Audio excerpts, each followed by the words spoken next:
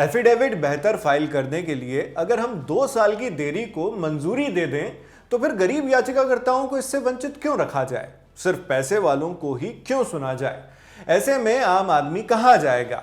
जब शासन 2 साल बाद अदालत का दरवाजा खटखटाता है तो हमें संदेह होता है।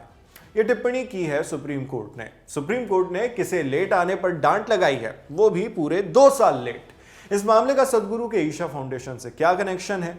याचिकाकर्ता के लेट होने की ऐसी क्या वजह रही कि सुप्रीम कोर्ट को भी यह मानना पड़ा कि आम आदमी के लिए कोर्ट तक पहुंच पाना कितना मुश्किल है? इस वीडियो में एक एक करके इन सभी सवालों के जवाब जानेंगे। 14 फरवरी को सुप्रीम कोर्ट के 2 जज जस्टिस सूर्यकांत और जस्टिस एन.के. सिंह तमिलनाडु प्रदूषण कंट्रोल बोर्ड यानी Tamil Nadu pollution control board TNPCB की एक याचिका पर सुनवाई कर रहे थे। इस दौरान सुप्रीम कोर्ट ने प्रदूषण कंट्रोल बोर्ड को इस बात के लिए फटकार लगाई कि उसने मद्रास हाईकोर्ट के आदेश के खिलाफ 2 साल बाद सुप्रीम कोर्ट का रुख क्यों किया, इतना लंबा विलंब क्यों? सदगुरु के ईशा फाउंडेशन ने साल 2006 से 2014 के बीच कोयंबटूर में एक योग सेंटर में निर्माण कार्य करवाया था, जिसके खिलाफ उन्हें शो कॉज नोटिस यानी कारण बताओ नोटिस जारी किया गया था। साल 2022 में दिए गए एक आदेश में उस नोटिस को खारिज कर दिया गया। वीडियो में आगे बढ़ने से पहले ईशा फाउंडेशन को मिले शो कॉज नोटिस के पीछे की जो भी पूरी कहानी है वो समझ लेते हैं। इसे समझने के लिए हमें करीब 3.5 साल पीछे जाना होगा। आज के मुकाबले 19 नवंबर 2021 की बात है। तमिलनाडु सरकार ने वेलियांगिरी हिल्स पर बने ईशा फाउंडेशन योग सेंटर के खिलाफ एक शो कॉज नोटिस जारी किया। वजह बताई कि पॉल्यूशन क्लियरेंस लिए बगैर इस योग सेंटर में कंस्ट्रक्शन किया गया। इस शो कॉज नोटिस के खिलाफ ईशा फाउंडेशन मद्रास हाईकोर्ट पहुंचा। दलीलें दी कि पहली तो यह कि कंस्ट्रक्शन वर्क 1994 से चल रहा था, उस वक्त पर्यावरण से जुड़े कोई नियम नहीं बनाए गए थे। दूसरी है कि मामले में शामिल योग सेंटर एजुकेशनल इंस्टीट्यूट के दायरे में आता है। और तीसरी वजह यह बताई कि इसी वजह से 2014 में केंद्र सरकार के बनाए नियम में सभी एजुकेशनल इंस्टीट्यूट्स हॉस्टल के कंस्ट्रक्शन से पहले पॉल्यूशन क्लियरेंस लेना जरूरी नहीं है। इन दलीलों पर राज्य सरकार का जवाब था कि ईशा फाउंडेशन एजुकेशनल इंस्टीट्यूट्स के दायरे में नहीं आता, क्योंकि उनका योग सेंटर 2 लाख स्क्वायर मीटर में फैला हुआ है, जबकि एजुकेशनल इंस्टीट्यूट का नियम केवल 10,000 स्क्वायर मीटर के दायरे में फैली प्रॉपर्टी पर लागू होता है। फिर इन सब में एंट्री होती है केंद्र सरकार की, जिसने ऐसी गुगली दी कि उसके सामने सारी दलीलें धराशायी हो गई।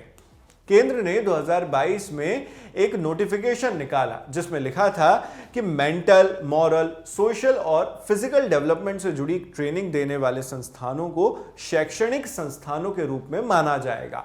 फिर इन्हीं ग्राउंड्स पर मद्रास हाईकोर्ट ने ईशा फाउंडेशन को भेजे गए शो कॉज नोटिस को कैंसिल करने का आदेश दे दिया।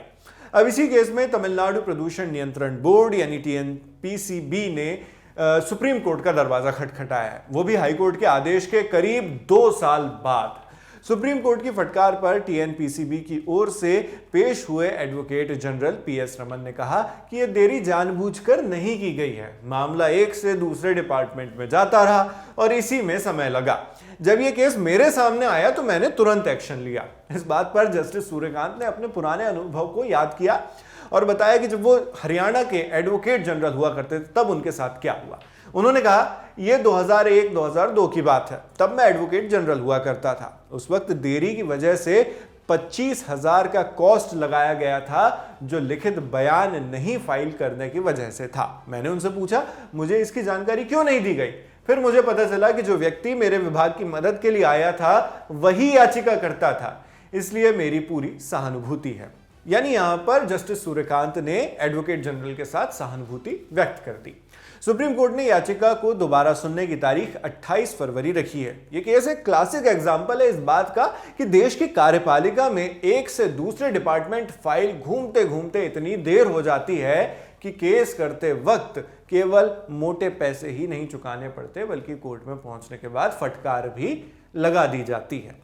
अब तो यह बात खुद सुप्रीम कोर्ट ने भी स्वीकार कर ली है। इस खबर पर अपनी राय हमें कमेंट बॉक्स में लिखकर जरूर बताइएगा। आपके लिए ये तमाम जानकारी जुटाकर इस वीडियो की स्क्रिप्टिंग की थी हमारी साथी वैष्णवी ने। मैं हूं नावेद, कैमरे पर मेरे साथ है जतिन, और जिन साथी ने इस वीडियो को एडिट किया है उनका नाम भी आप डिस्क्रिप्शन बॉक्स में देख सकते हैं।